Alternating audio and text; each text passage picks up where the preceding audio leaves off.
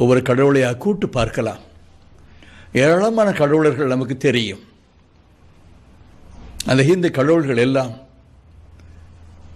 ஒருவராவது பேச மாட்டாரா? ஒன்றாவது பேச முன் வராதா?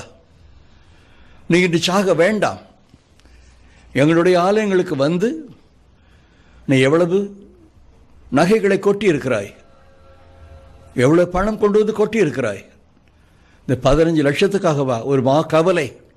அதற்காகவா இந்த சாவு? வேண்டாம். நாங்கள் இந்த தொகையை கொடுத்து கடன் வடிவிலிருந்து உன்னை மீட்டு விடுகிறோம்.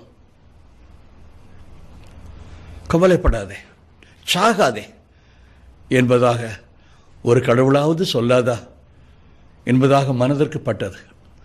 அல்லது உன்னை போல ஒரு கொடிய பாவி உலகத்திலேயே கிடையாது.